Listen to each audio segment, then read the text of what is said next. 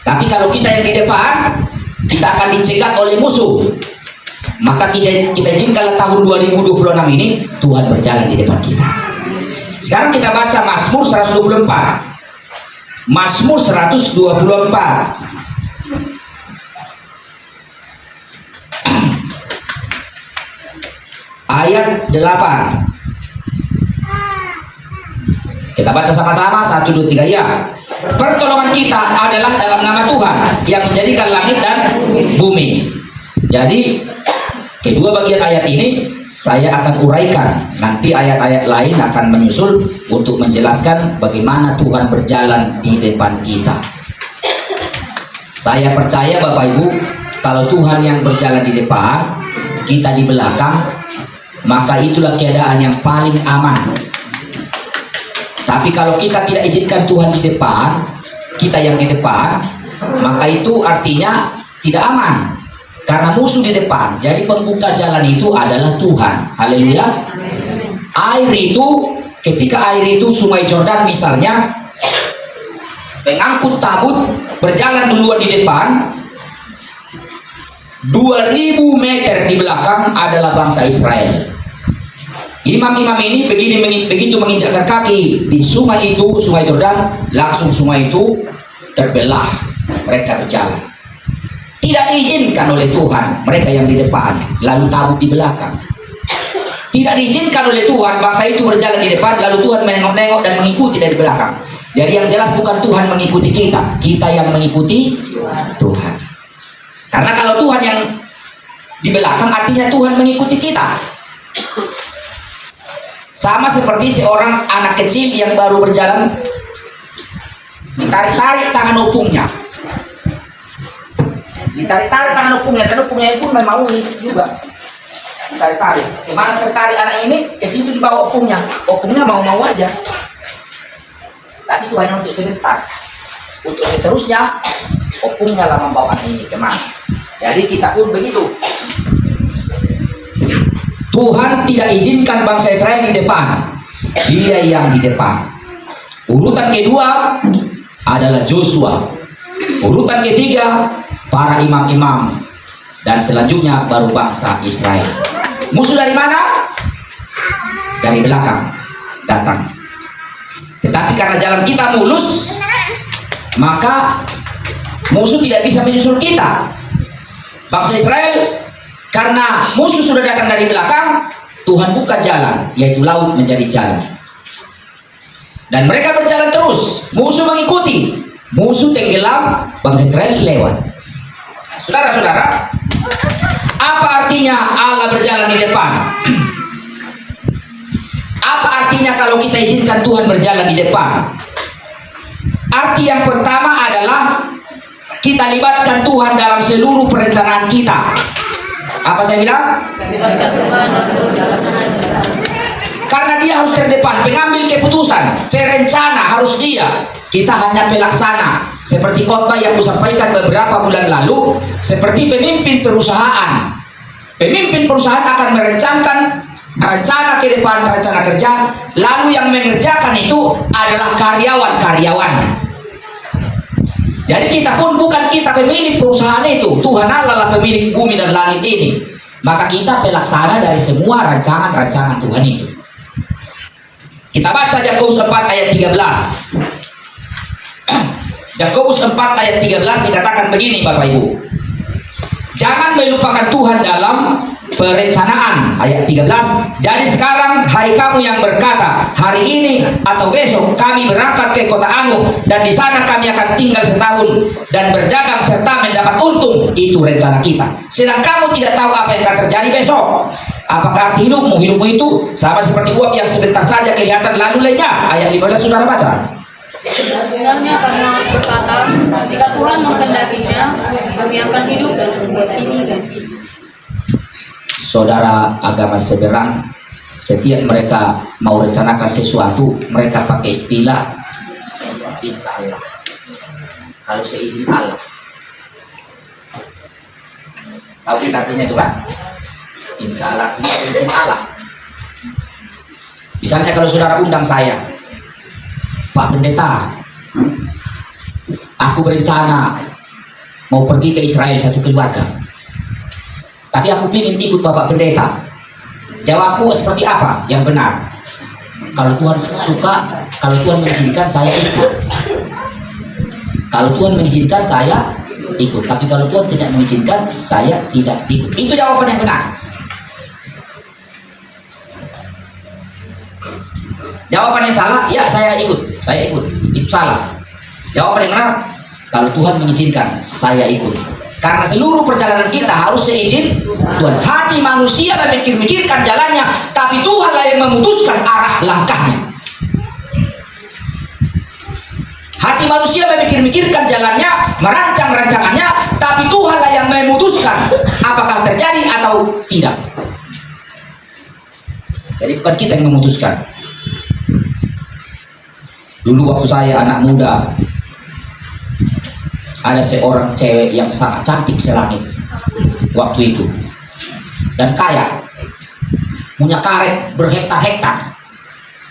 Dan dalam hatiku, kalau aku numpang sama perempuan ini, kurasa bahagialah hidupku selama-lamanya. Nah, kaya orang itu, cantiknya selangit, padahal aku biasa-biasa. Lalu aku pacarilah dia, mau dia. Setelah 4 bulan berlalu, direbut orang, muncullah stres di pikiranku.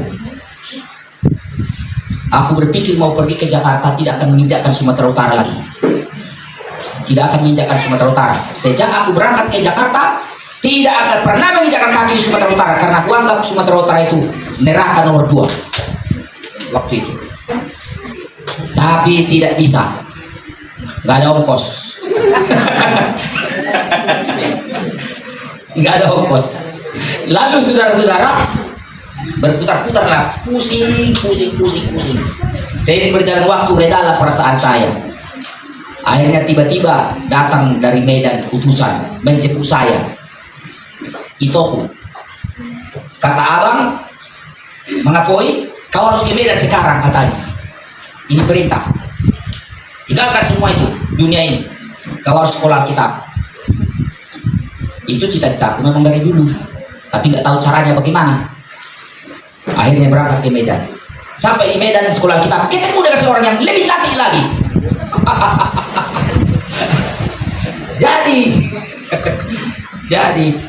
jadi pendeta sekarang. Sekiranya berhasil aku punya pacar yang dulu yang cantik selangit itu, dan punya kelapa sawit, karet berhektar-hektar, nggak jadi pendeta saya sekarang. Jadi rencana manusia itu bukan rencana Tuhan, pasti gagal. Oleh karena itu, jika Tuhan menghendakinya, sebenarnya kamu harus berkata, jika Tuhan menghendakinya, kamu akan hidup dan berbuat ini dan berbuat itu. Oleh sebab itu, kita perlu membuat Tuhan di depan kita, mengizinkan Tuhan di depan, sehingga kita mengikuti Dia. Maka tidak ada hambatan dalam perjalanan hidup kita. Mazmur 127 ayat 1 dan 2 dikatakan begini. Mazmur 127 ayat 1 dan 2. Berkat Tuhan pangkal selamat, nyanyian ziarah Salomo. Jikalau bukan Tuhan yang membangun rumah, sia-sialah usaha orang membangunnya. Jikalau bukan Tuhan yang mengawal kota, sia-sialah pengawal berjaga-jaga. Sia-sialah kamu bangun pagi-pagi dan duduk sampai jauh malam, dan makan roti yang diperoleh dengan susah payah, sebab Ia memberikannya kepada yang dicintainya pada waktu tidur. Ini tidurnya orang itu, tapi oposisinya cintai Tuhan. Dia yang makan roti itu tanpa bersusah-susah. Jadi Alkitab berkata, jika bukan Tuhan yang membangun rumah, sia-sia.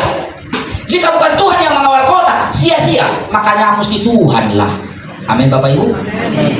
Tuhan lah yang menjaga rumah tangga kita, supaya anak-anak kita sehat, cucu-cucu kita sehat. Tadi pagi aku menangis karena ada seorang teman pendeta, jam 5 pagi meninggal anaknya di Kalimantan. Anaknya baru menikah 1 tahun yang lalu. Kami ikut mengikuti pesta itu.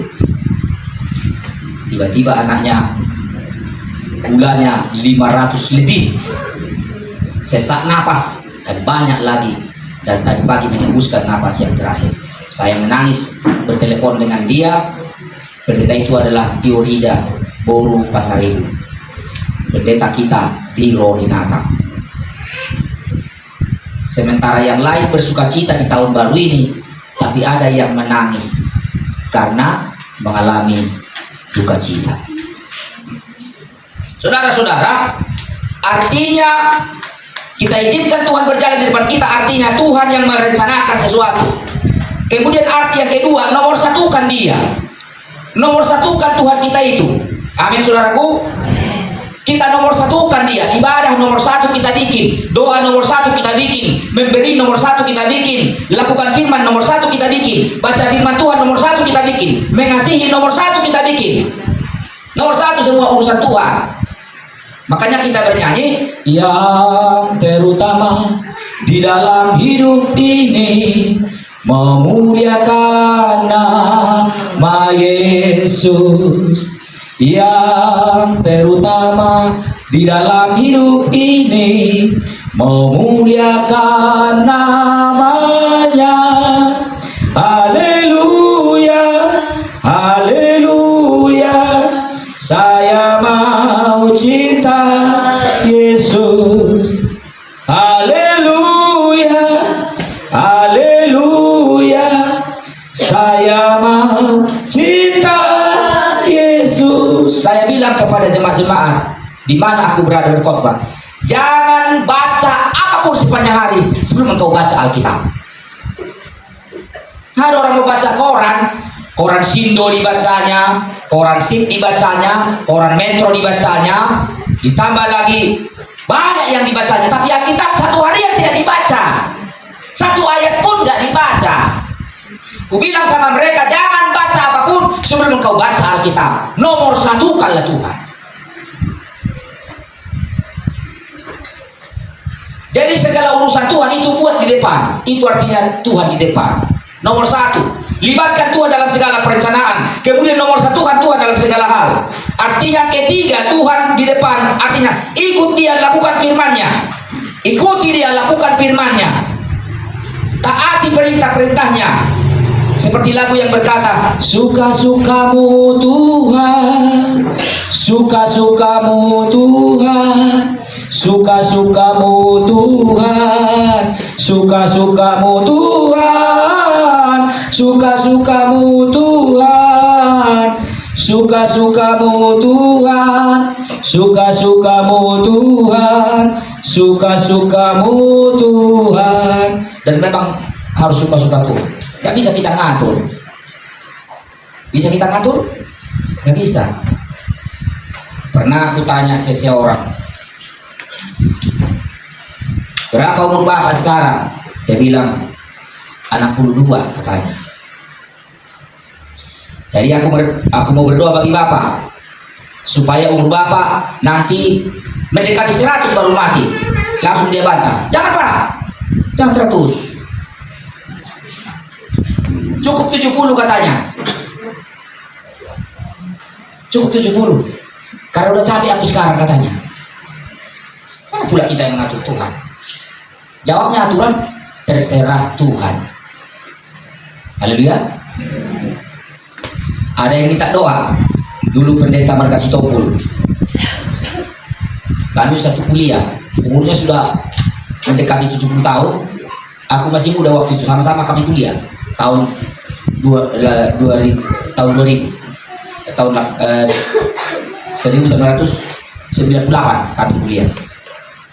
Sakitlah dia, batuk sepanjang hari sepanjang malam, batuk, gak tahan lagi dia.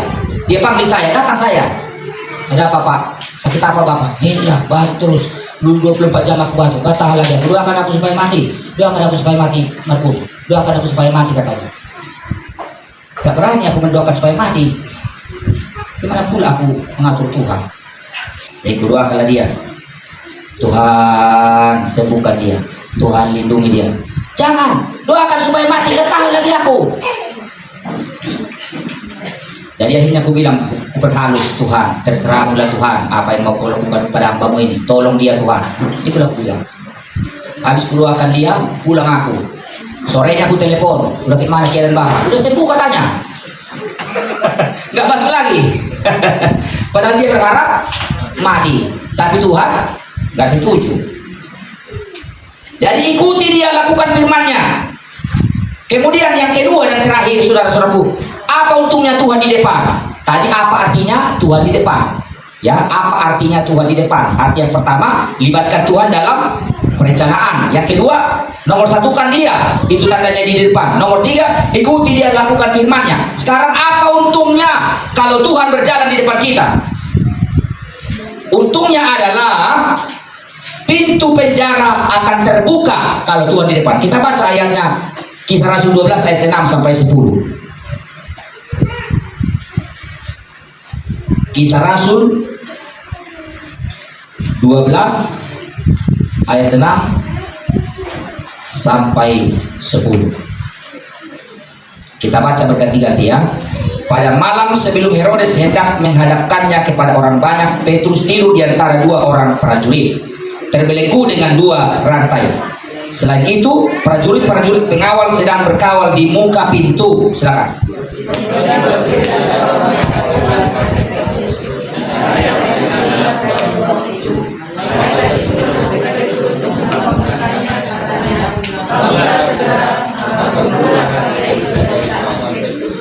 Lalu kata malaikat itu kepadanya, ikatlah pinggangmu dan kenakanlah sepatumu. Ia pun berbuat demikian. Lalu malaikat itu berkata kepadanya, kenakanlah jubahmu dan ikutlah aku.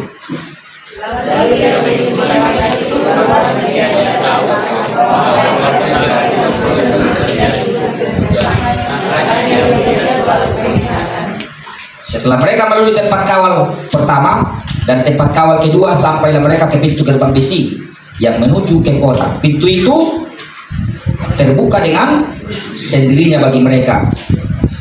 Jadi terbuka pintu itu, walaupun pintu besi di berapa gomboknya, terbuka itu kalau Tuhan berjalan di depan. Jadi malaikat itu bilang pada Petrus, karena Petrus sudah diikat di rantai dengan dua tentara kiri kanan, tidur dia.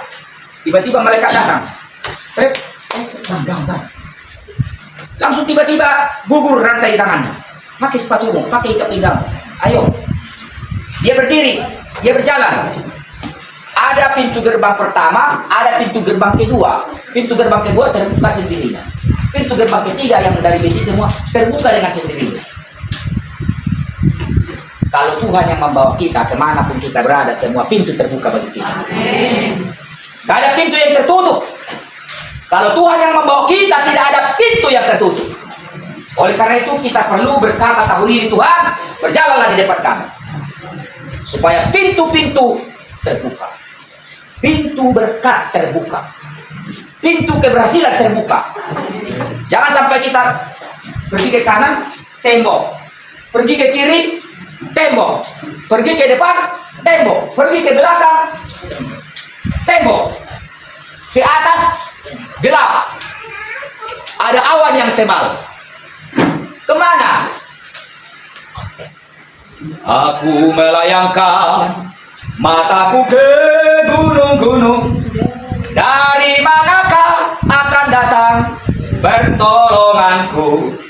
Pertolonganku ialah dari Tuhan yang jadikan langit dan bumi.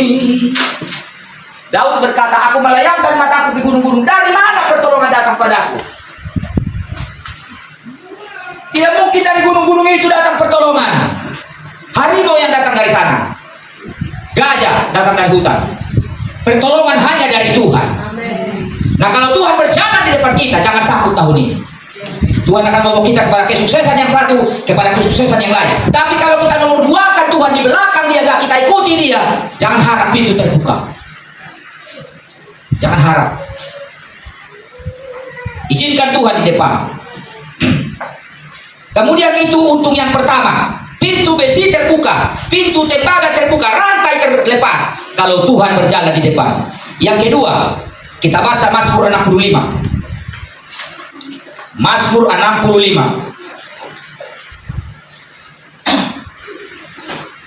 ayat 11 sampai 13. Salah seorang membaca pada kita ayat 11, silakan.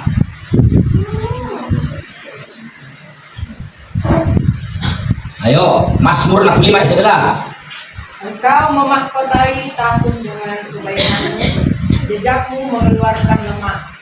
Engkau memahkotai tahun dengan rahmatmu. Ini besok aku jelaskan ini. Dan jejakmu mengeluarkan lemak. Di bahasa Batak ini jejaknya mengeluarkan minyak.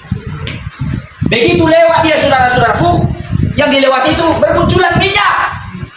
Minyak angin, minyak parfum, minyak bensin, aftur, minyak goreng, minyak karo, minyak kusut, segala minyak. Itu kalau Tuhan lewat. Amin. Di belakangnya itu orang yang mengikutinya dapat minyak. Jadi bagaimana? Kita izinkan Tuhan di depan supaya keluar minyak. Kalau kita di depan, dari mana minyak? Jadi untung yang kedua, kalau Tuhan berjalan di depan, jejaknya itu mengeluarkan lemak. Kita baca ayat selanjutnya. Tanah-tanah padang gurun menitik bukit-bukit. Tanah padang gurun menitik bukit-bukit. Berikat pinggangkan sorak-sorai. Berikat pinggangkan sorak-sorai. Padang-padang rumput berpakaikan kawanan kambing domba. Lembah-lembah berselimutkan gandum. Semuanya bersorak-sorai dan bernyanyi. Itu janji Tuhan. Kalau Tuhan berjalan di depan, ada berkat yang berlimpah-limpah bagi yang mengikutinya. Padang gurun beribu-ribu, berjuta-juta domba-domba, karena suburnya luar biasa.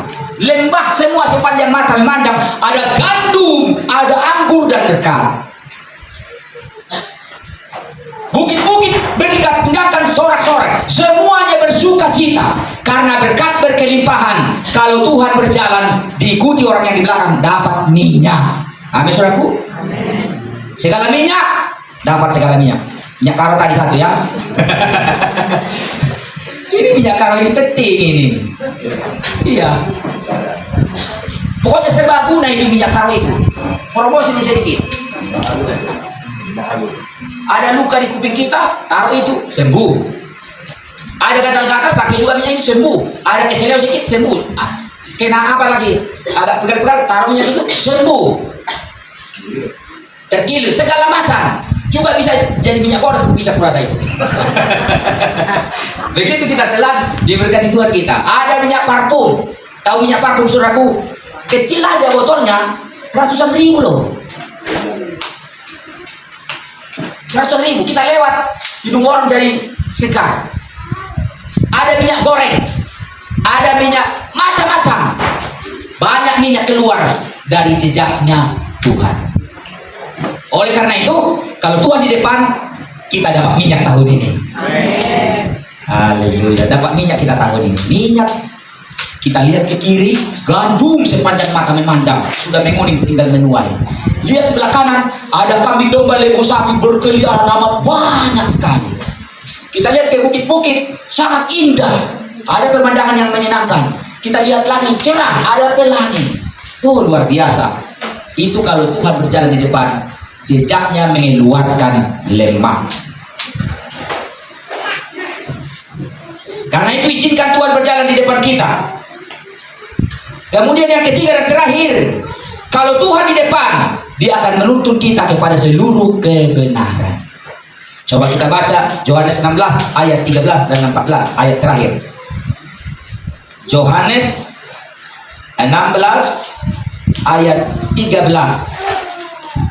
Tetapi apabila ia datang, yaitu roh kebenaran, ia akan memimpin kamu ke dalam seluruh kebenaran. So ia tidak akan berkata-kata dari dirinya sendiri, tetapi segala sesuatu yang didengarnya, itulah yang akan dikatakannya. Dan ia akan memberitakan kepadamu hal-hal yang akan datang.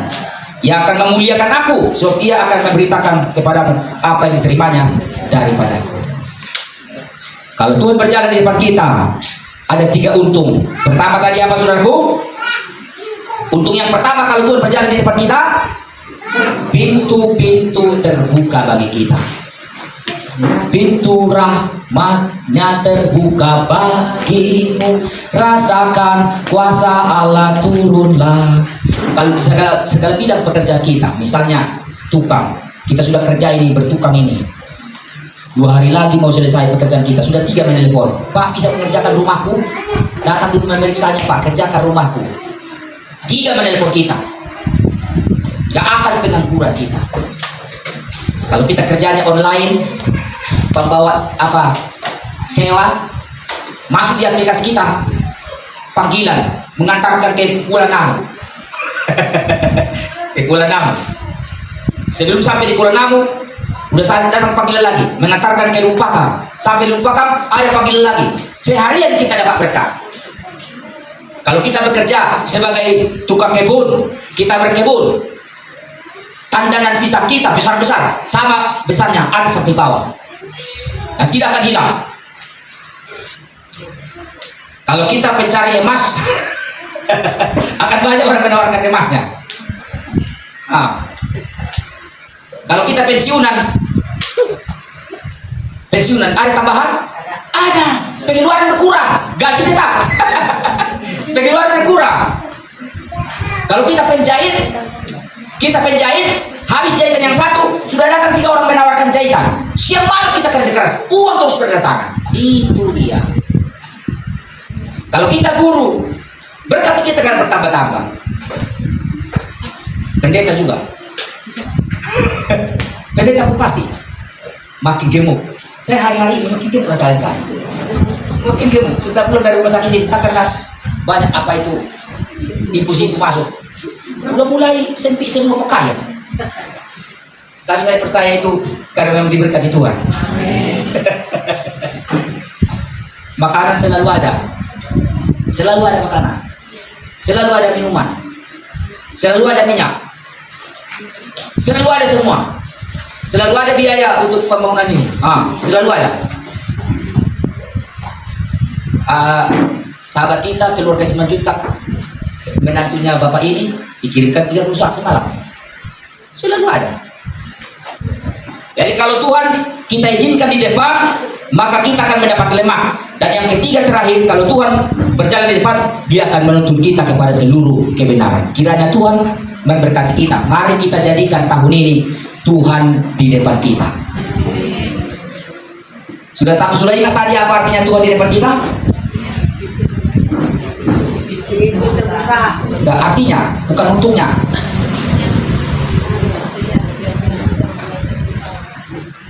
Kalau Tuhan berjalan di depan kita, artinya adalah segala perencanaan kita biar Tuhan yang merencanakannya. Itu artinya kita menjadikan dia di depan. Yang kedua, kita nomor satukan dia. Itu artinya kita jadikan Tuhan di depan. Kita nomor satukan dia, yang terutama dia.